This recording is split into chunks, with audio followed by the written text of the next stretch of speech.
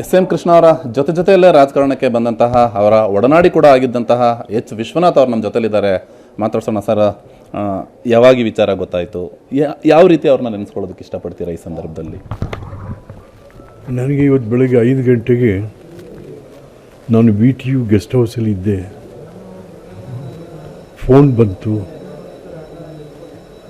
ಒಂದು ಆಘಾತಕಾರಿ ಸುದ್ದಿ ಅಪ್ಪಳಿಸ್ತು. ಸರ್ ಗೊತ್ತಾಯ್ತೆ, ಏನಪ್ಪ ಕೃಷ್ಣ ಸಾಹೇಬ್ರು ಹೋಗ್ಬಿಟ್ರು ಸರ್. ಅದಕ್ಕೆ ನನಗೆ ಯಾಕೆ ಅವರು ನಮ್ಮನ್ನೆಲ್ಲ ಅವ್ರ ಮನೆ ಸದಸ್ಯರ ಥರ ಕಂಡಿದ್ದಂತ. ಅದರಲ್ಲೂ ಅವರ ಒಡನಾಟ ಭಾಳ ದೊಡ್ಡದು. ಅವರು ಮುಖ್ಯಮಂತ್ರಿ, ವಿಶ್ವನಾಥ್ ಮಂತ್ರಿ ಅಂತ ಅನಿಸಿರ್ಲಿಲ್ಲ ಅವರು. ವಿಶ್ವನಾಥ್ ನಾವೆಲ್ಲರೂ ಕೂಡ ಜವಾಬ್ದಾರಿ ಹೊತ್ತಿರೋ ಜನ. ಆ ಜವಾಬ್ದಾರಿಯನ್ನು ಪರಸ್ಪರ ಅರ್ಥೈಸಿಕೊಂಡು ಮಾಡಬೇಕು ವಿಶ್ವನಾಥ್. ಇದು ಅಧಿಕಾರ ಅಲ್ಲಪ್ಪ, ಅಧಿಕಾರ ಅಲ್ಲ. ಜನ ಜವಾಬ್ದಾರಿ ಕೊಟ್ಟಿದ್ದಾರೆ ಹೊರತು ಅಧಿಕಾರ ಅಲ್ಲ ಅಂತಕ್ಕಂಥ ಕಿವಿ ಮಾತನ್ನು ಹೇಳ್ತಾನೇ ಇರು. ಸರ್ ಒಳ್ಳೆ ಸ್ನೇಹಿತರು ಸರ್, ನೀವು ಮತ್ತು ಅವರು ಒಳ್ಳೆ ಸ್ನೇಹಿತರು. ಅಧಿಕಾರ, ರಾಜಕಾರಣ ಇದೆಲ್ಲ ಓಕೆ, ಬಟ್ ಅವರಲ್ಲಿ ಒಂದಷ್ಟು ಒಳ್ಳೊಳ್ಳೆ ಮಾನವೀಯ ಇದ್ದುವು ಅನ್ನೋಂಥದ್ದನ್ನು ಕೇಳ್ಪಟ್ಟಿದ್ದೀವಿ. ಏನಿತ್ತು ಸರ್, ನೀವು ಒಡನಾಡಿಯಾಗಿ ಏನನ್ನು ನೆನೆಸ್ಕೊಳ್ಳೋಕೆ ಇಷ್ಟಪಡ್ತೀರಿ ಸರ್? ಅಲ್ಲ, ನಿಜ. ಭಾಳ ದ ರೆಸ್ಪೆಕ್ಟ್ಫುಲ್ ಹ್ಯೂಮನ್ ಕನ್ಸಿಡರೇಷನ್ಸ್ ಅವರಲ್ಲಿತ್ತು. ಅದರಿಂದ ಇಲ್ವೇ ಮಕ್ಕಳಿಗೆ ಊಟ.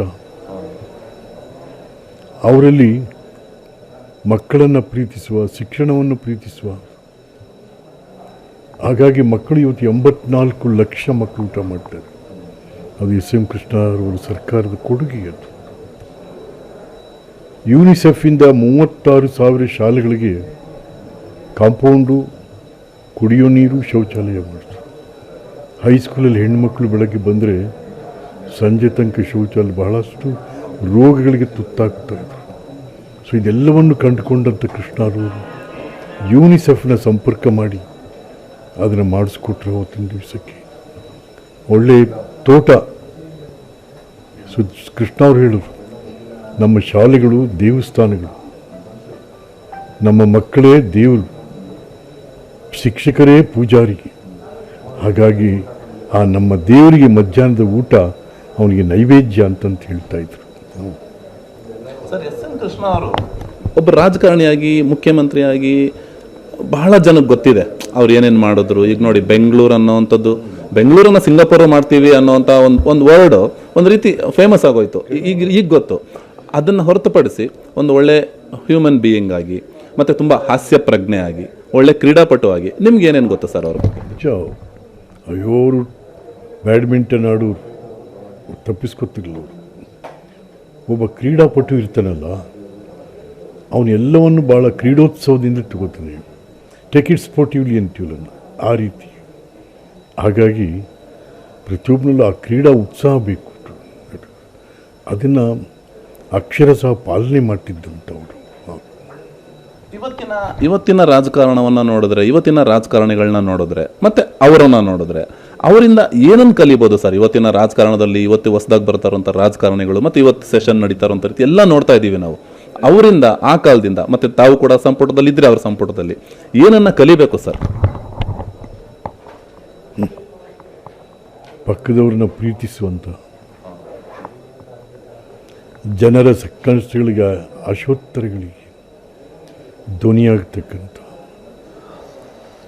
ನಾನು ಇಲ್ಲಿ ಬಂದಿರೋದು ನನ್ನ ಜವಾಬ್ದಾರಿ ನೀಗಿಸೋಕ್ಕೆ ಹೊರತು ಅಧಿಕಾರ ಚಲಾಯಿಸ್ಲಿಕ್ಕೆ ಅಲ್ಲ ಅಂತಕ್ಕಂಥದ್ದನ್ನು ಅರ್ಥ ಮಾಡ್ಕೊಂಡು ನಡೆಯೋದಿದೆಯಲ್ಲ, ಅದು ಭಾಳ ಮುಖ್ಯ ಆಗ್ತದೆ. ಒಳ್ಳೆ ಫ್ಯಾಮಿಲಿ ಫ್ರೆಂಡಾ ಸರ್? ಮನೆಯವ್ರನ್ನ, ನಿಮ್ಮ ಮನೆಯವ್ರನ್ನ, ಅಥವಾ ನೀವು ಅವ್ರ ಮನೆಗೆ ಹೋದ್ರೆ ಹೆಂಗೆ ಮಾತಾಡ್ತಿದ್ರಿ, ಹೆಂಗೆ ನೋಡ್ತಿದ್ರಿ? ಭಾಳ ಭಾಳ ಭಾಳ ಭಾಳ ಚೆನ್ನಾಗಿ ನೋಡ್ಕೊಳ್ಳೋರು ಪಾಪ. Thank you.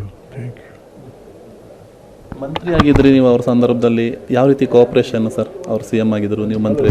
ನಾನು ಯಾವ ಪ್ರೋಗ್ರಾಮ್ ತೊಗೊಂಡೋಗಿದ್ರು ಬೇಡ ಅಂತಿಲ್ಲ, ಪ್ರೋತ್ಸಾಹ, ಎಸ್ ಗೋ ಹೆಡ್ ಅಂತ. ಕಡೆಯದಾಗಿ ಅವರನ್ನು ಯಾವ ರೀತಿ ನೆನೆಸ್ಕೊಳ್ಳೋದಕ್ಕೆ ಇಷ್ಟಪಡ್ತೀರಿ? ಎಷ್ಟು ನೋವಿದೆ? ಅಲ್ಲ, ನನಗೆ ಬೆಳಿಗ್ಗೆ 5 ಗಂಟೆಯಿಂದನೂ ಕೂಡ ನಾನೇ ನನ್ನ ವೇದನೆಯನ್ನು ಪಡ್ತಾ ಇದ್ದೀನಿ. ಅಂದರೆ ಅದು ಈ ಮನುಷ್ಯ ಸಂಬಂಧಗಳಿದಾವಲ್ಲ, ಆ ಮನುಷ್ಯ ಸಂಬಂಧಗಳು ಸಾವು ಇರುವಿಕೆ ಬೇರೆ ಎಲ್ಲೋ ಒಂದು ಕಡೆ ಮಾತಾಡ್ತಾ ಇರ್ತವೆ. ಹಾಗಾಗಿ ಕೃಷ್ಣ ಅವರು ಕೂಡ ನಮ್ಮನ್ನು ಅಗಲಿದರೂ ಕೂಡ ಅವರ ಪ್ರೀತಿ, ವಿಶ್ವಾಸ, ಅವರ ನಡವಳಿಕೆ ನನ್ನ ಜೊತೆ ಮಾತಾಡ್ತಾನೇ ಇದೆ.